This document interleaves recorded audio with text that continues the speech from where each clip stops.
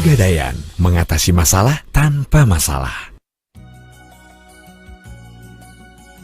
Halo sahabat Pegadaian, jumpa lagi dengan saya, Ruli Kustandar. Kali ini saya akan membahas tentang gadai. Seperti kita ketahui bersama bahwa gadai ini ternyata banyak sekali manfaatnya untuk masyarakat. Yang akan saya bahas dalam kesempatan ini adalah gadai yang konvensional, bukan yang syariah. Nanti di kesempatan yang lain saya akan bahas gadai yang berbasiskan dengan syariah. Sahabat Pegadaian sekalian, gadai itu berbeda dengan pinjam uang di perbankan. Sangat berbeda. Kalau di perbankan, yang dilihat itu bukan jaminan, tapi kemampuan orangnya yang meminjam. Bisa tuh Anda punya jaminan 1 miliar pinjam uang ke bank, tapi kemampuan Anda dalam membayar cicilan itu hanya 3 juta, Anda tidak akan mendapatkan pinjaman sebanyak 1 miliar. Itu proses yang ada di perbankan. Jadi bank bukan melihat jaminannya, tapi yang dilihat adalah kemampuan orangnya dalam hal membayar. Oleh karena itu, kalau Anda mau pinjam uang ke bank, prosedurnya lebih rumit. Anda akan ditanya kerja di mana, atau penghasilan Anda dapat dari mana, surat keterangan kerja, surat keterangan penghasilan, dan sebagainya, dan sebagainya. Itu yang terjadi di perbankan. Sementara, kalau yang namanya gadai, yang ada di Pegadaian, konsepnya bukan konsep orang, konsepnya konsep barang. Artinya begini, kalau saya datang ke Pegadaian, membawa emas seberat 25 gram, misalnya harga emas ini sekarang yang 25 gram 12 juta sekian. Maka berdasarkan tabel yang ada di Pegadaian, saya berhak untuk memperoleh pinjaman sebesar 10 juta dengan jaminan emas 25 gram tersebut. Uang pinjaman itu akan langsung keluar tanpa melihat siapa Anda. Entah Anda itu seorang komisaris, seorang direktur, seorang karyawan biasa, seorang pengusaha, laki-laki, atau perempuan. Yang penting Anda punya KTP, punya emasnya, gadai barangnya, keluarlah pinjaman sesuai dengan tabel yang ada. Memang tidak 100% dari nilai barang tersebut.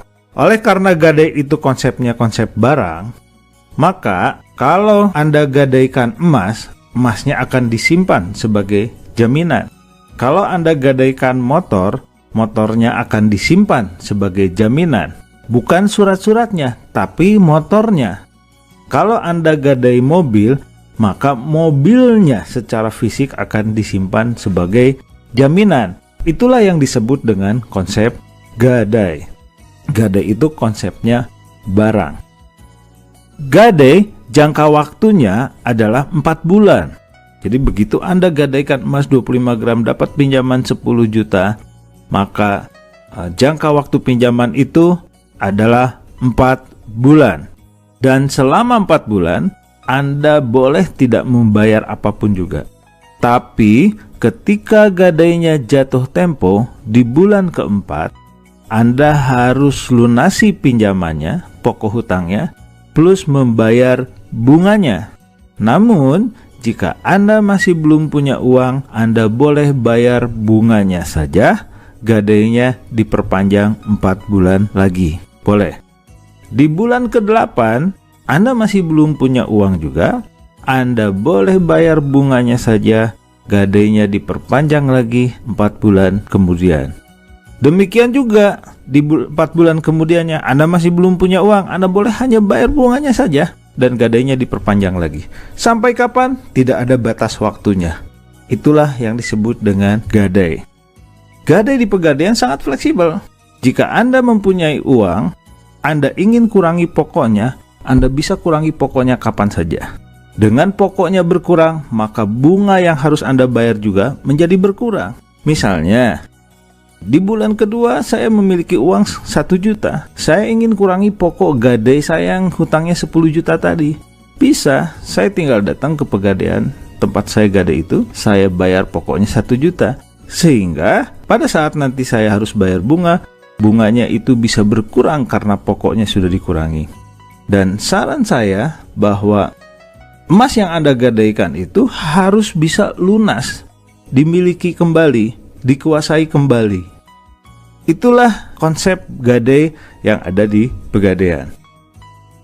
Sahabat Pegadaian, saat ini Pegadaian juga berinovasi. Ada produk baru yang disebut dengan, kalau saya pribadi menyebutnya adalah gadai cicilan. Jadi gadai yang dicicil. Kalau dalam bahasa produknya Pegadaian disebutnya Krasida. Apa bedanya gadai cicil ini atau Krasida ini dengan konsep gadai yang tadi saya terangkan? Kalau gadai cicil, begitu Anda gadai, Anda bisa buat gadai itu dalam bentuk cicilan. Bisa 6 bulan, 12 bulan, 24 bulan, atau 36 bulan. Jadi, setiap bulan akan muncul pokok dan bunga yang harus Anda bayar, seperti Anda mencicil barang. Jadi, konsep gadai ini dikonversi menjadi bentuk cicilan. Menarik menurut saya, dan bunganya murah, kurang lebih hanya 1% per bulan. Kalau Anda mengkonversi menjadi gadai yang dicicil atau Krasida, maka akan muncul kewajiban untuk membayar cicilan per bulan sesuai dengan termin atau jangka waktu yang Anda inginkan, 6 bulan, 12 bulan, atau 24 bulan, atau sebagainya. Pertanyaannya, Pak, boleh nggak? Ini saya sudah punya gadai yang konvensional yang per 4 bulan. Boleh tidak gadai saya dikonversi ke gadai cicilan karena bunganya ternyata lebih murah? Bisa, sangat memungkinkan. Anda tinggal datang ke tempat Anda menggadaikan emas Anda, kemudian bilang bahwa saya ingin gadainya dicicil, menjadi cicilan. Sangat memungkinkan.